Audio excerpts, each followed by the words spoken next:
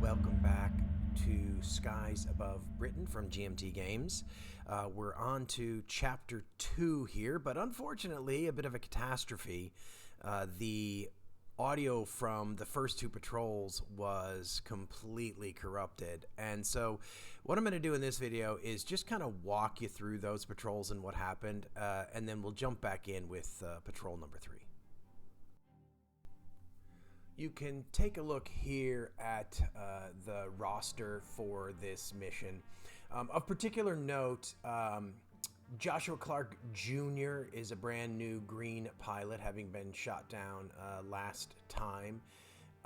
And then the green pilot, Nathan Elliott Jr., stands a chance, if he survives this mission, of becoming a regular pilot. And Franklin Austin and Oscar Lawrence, if they survive this mission, both of them will become veteran pilots.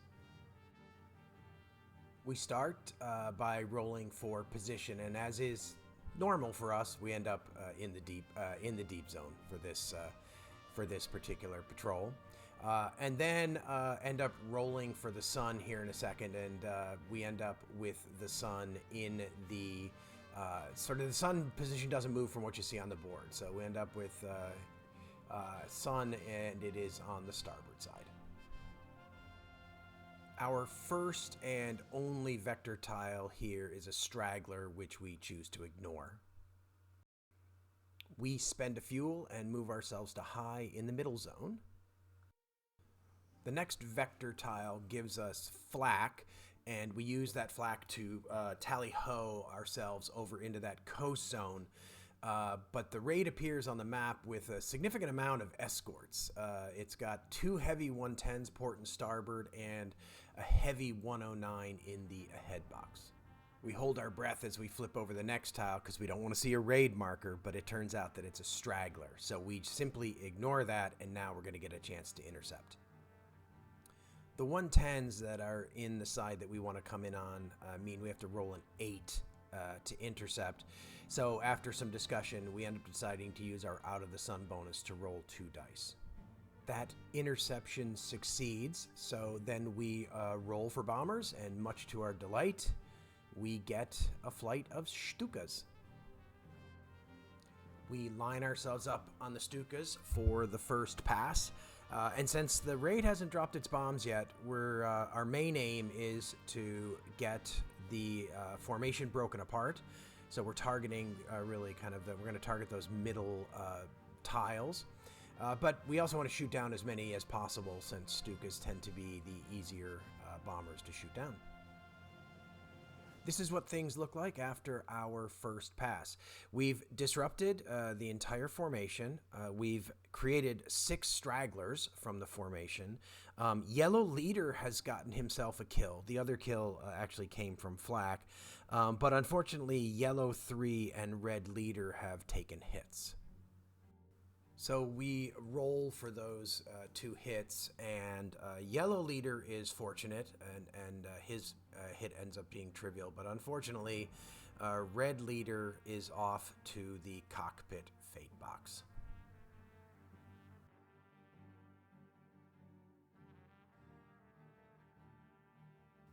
So then we line up again for our second pass, and with the bomber formation completely disrupted, our focus right now is on trying to get some extra victory points via kills.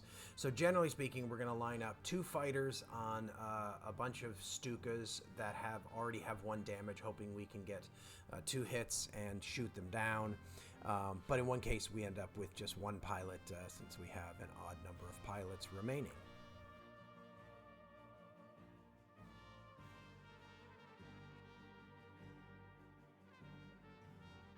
And this is the result of that attack pass. We've managed to shoot down 3 more Stukas. That straggler down at the bottom where the green planes are lined up has an engine hit, so it was also shot down. And so that gets us 3 more victory points, but now we've got to face the escort reaction. And it's not great, but it certainly could have been a lot worse. The clouds result ends up having no effect, but the heavy 110 escorts in both the port and starboard box come after us, and in each case we end up drawing 2 Luftwaffe advantage cards for the heavy Me-110s. So in the end, this is what that ends up looking like. We have 3 of our planes being tailed by Me-110s, and 2 of them facing head-on attacks from the 110s. The German plane counters haven't been rotated correctly in this view, but those are head-on attacks against the 2 blue planes. The first round of the dogfight goes pretty well. We end up with no hits on any of our planes, and one of them returns to the bomber formation, but the other 3 go to lost contact, where they will end up continuing this dogfight. After a couple more rounds of combat, Green 3 ends up in the engine fate box.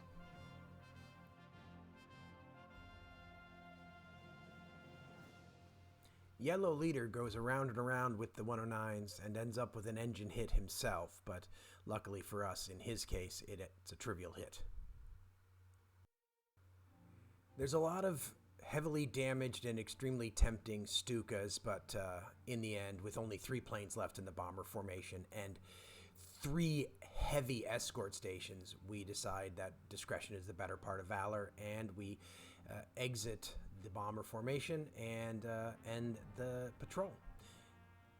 And so it's time to check the fate of our pilots. Green 3 ends up on fire and ends up in the hospital as a result. The initial role was for him to be on fire, and the second role is what put him in the hospital. Red leader is in the dreaded cockpit fate box, of course.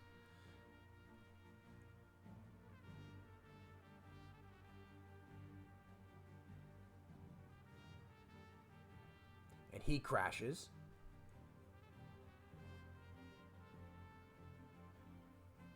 But he ends up bailing out.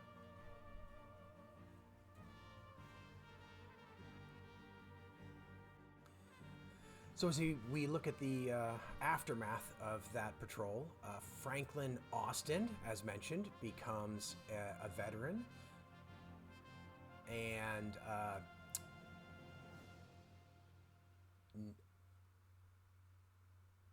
Nathan Elliott Jr. is going to go from green status to regular status, having survived the mission. And then, in addition to all of that, Oscar Lawrence will also become a veteran pilot. So we put the bitter disappointment of the ending to Chapter 1 behind us, and we start Patrol 1 of Chapter 2 with 10 victory points, 6 for disrupting the Keta, and 4 for shooting down Stukas, and then it is on to Patrol number 2. And so now it's on to Patrol 2, and this is how we are setting up for that patrol. One of the things you'll notice, or you may notice here, is that we have a lot of pilots. A lot of our original pilots are about to move to veteran status. I think there's about 9 pilots who, if they survive this patrol, will become veterans.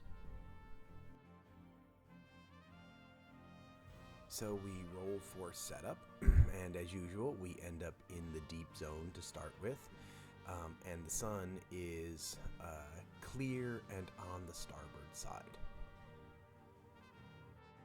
We turn over our first raid vector marker, and we get jumped by Messerschmitts. And it's blue section that is going to face these Messerschmitts. We draw a Luftwaffe advantage card, and we end up getting tailed by a rota of Me-109s.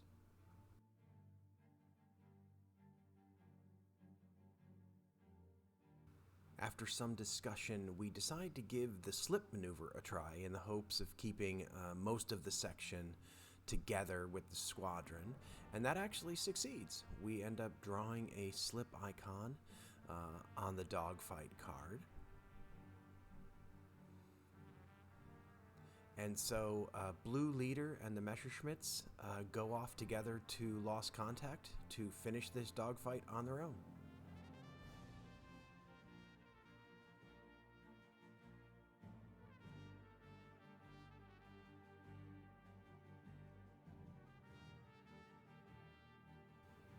Turnabout being fair play, in addition to a low ammo result, we also get a split result, which causes one of those ME-109s to end up behind us, essentially replicating our slip maneuver.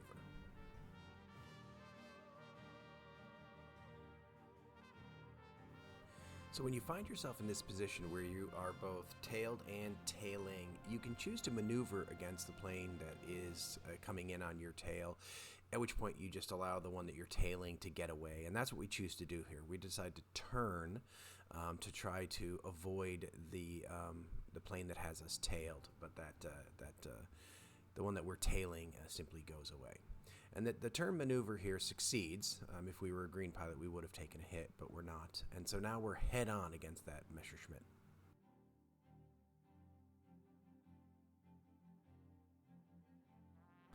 And the card we draw is about as bad as we can get here. I mean, he does fly away, but we have to roll for a collision, and we end up taking damage.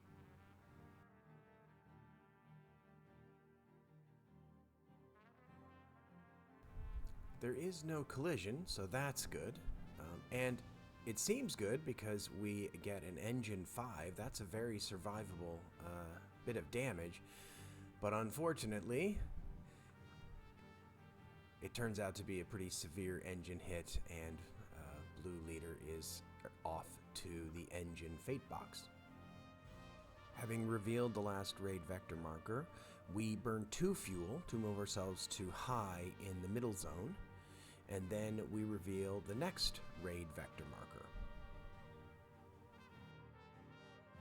And that vector marker gives us new trade and a flak icon. Now the new trade icon allows us to put the raid onto the map.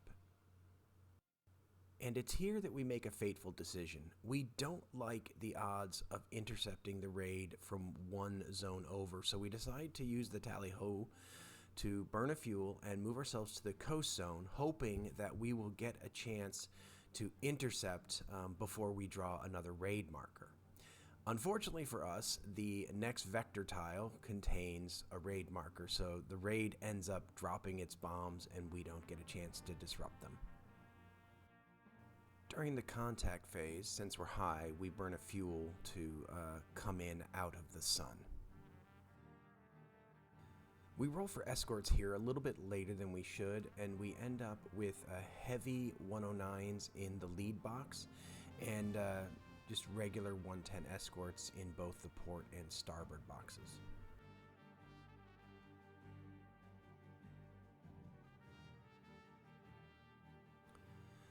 Coming in flank high with 110s in the starboard box, that means that we're going to have to roll an 8 to successfully intercept the bombers. We decide to use our Out of the Sun bonus to roll 2 dice to increase our chances of succeeding, and we get into the formation cleanly. We end up rolling a relatively small flight of Stukas, which is good because our only hope of victory points at this stage is to shoot these guys down. This is how we line up for our first pass. We're mostly looking to create stragglers and maybe get a few lucky hits so that in a second pass we can focus on really shooting down these planes.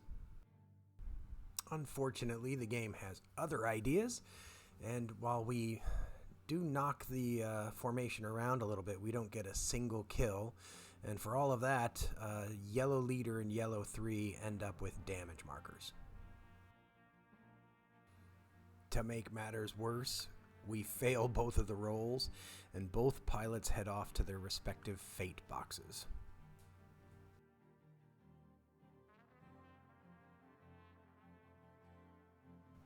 Time for another pass, and still desperately trying to salvage some kind of result. We target Stukas with damage just in the hopes of knocking a few of them out of the sky and getting some victory points.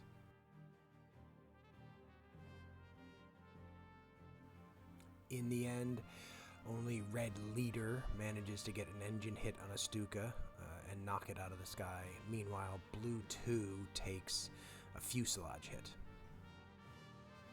Unlike last time, the damage is trivial, so Blue 2 remains with the squadron.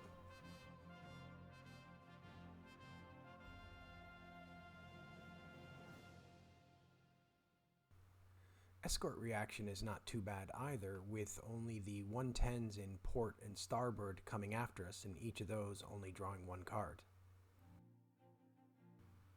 Blue 3 and Red Leader are the targets. Both of them are tailed by errata, and Red Leader is also dealing with errata coming head on. After the first round of combat, they're both head on against a single plane. Blue 3 gets himself a kill, while Red Leader takes a hit and has to roll for a possible collision.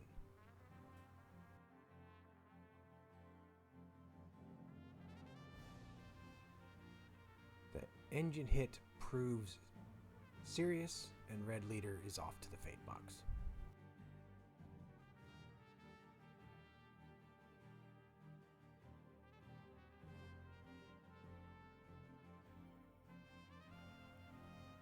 Red Leader manages to hangar his plane. Blue Leader, unfortunately, crashes and is killed in action.